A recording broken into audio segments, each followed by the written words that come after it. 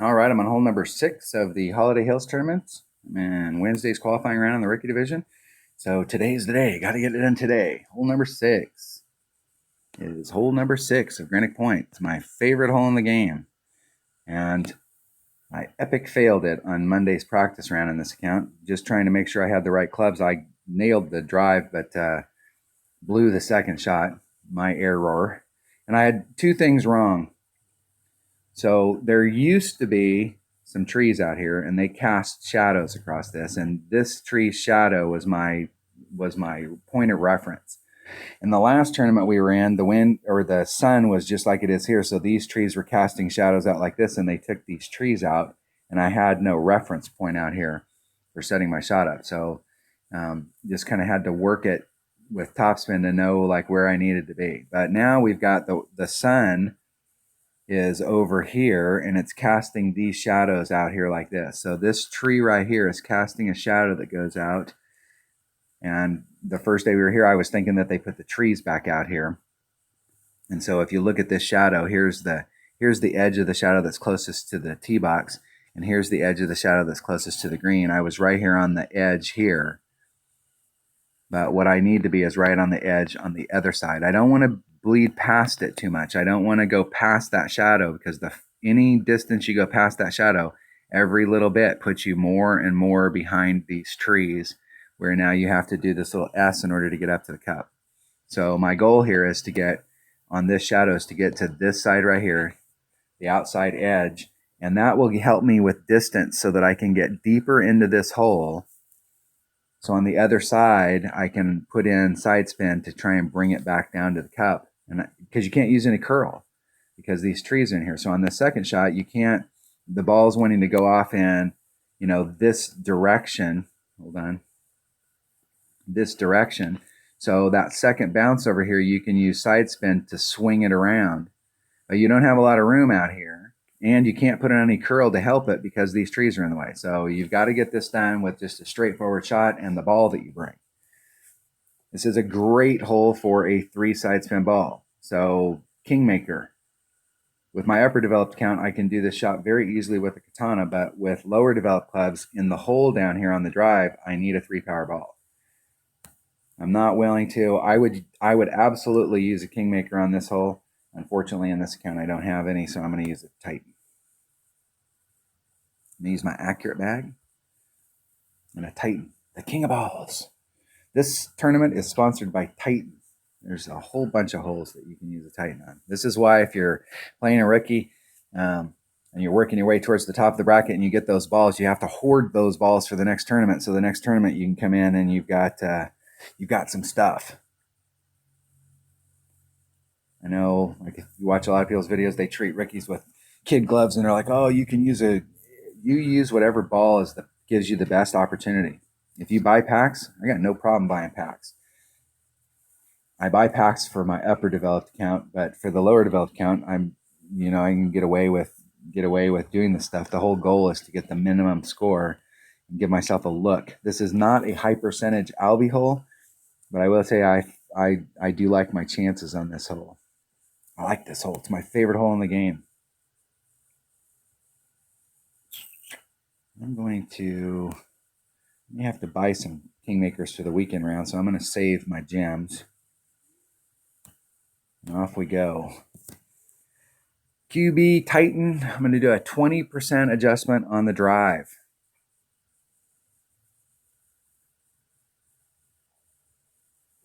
%. I want to be 2.5. I want to be as close to 2.5 rings off of the transitional surface between the fairway and the rough on this drive. I want to be as close to 2.5 as I can be. I want to leave myself a little bit of room down there. I need to put a little bit of curl on it to bring it back to the fairway. And whenever I'm using curl, I always like to give myself a little more breathing room to allow the curl to become effective.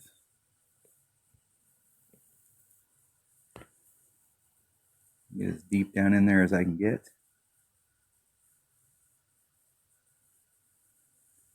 Got 2.5 rings. I'm going to add 20% onto the drive, so that's 2.6.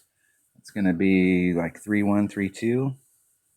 100% accurate club. Super easy to make adjustments.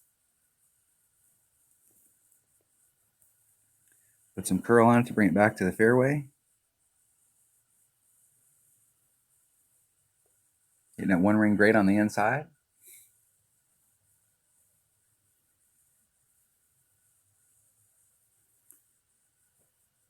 And I'm right on the edge of that shadow again.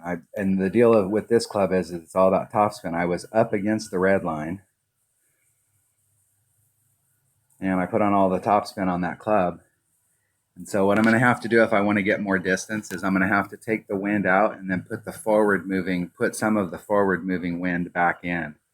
So take the side wind out and then put some of that tailwind back in if I want to get any farther. And the key here is that because of where I'm at, it's just not getting aggressive on this next shot. There's a look that you can get down there, and you can really kind of go for that Albie. And so I got a little greedy the other day. That was the problem.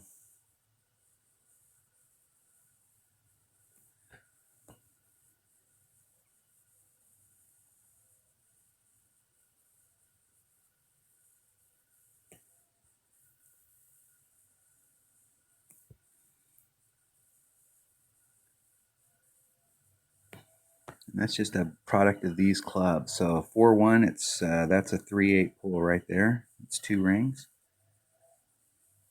Do just a little over that. And you can't do, I'm going to rub up against the nubs and curl, but that's all I can do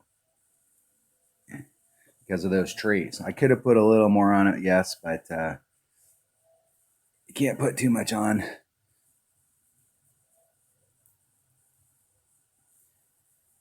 I don't know what the deal is today. I'm getting those flat scoot across bounces. And when you get those flat scoot across bounces, it makes the ball speed up. And that ball, when it's going down that hill, it wants to drift to the right. So as it's going down the hill, it'll start drifting to the right. But when it clipped down there, it sped up. And when it sped up, it was able to blow through that drift. So I am not happy about this putt at all.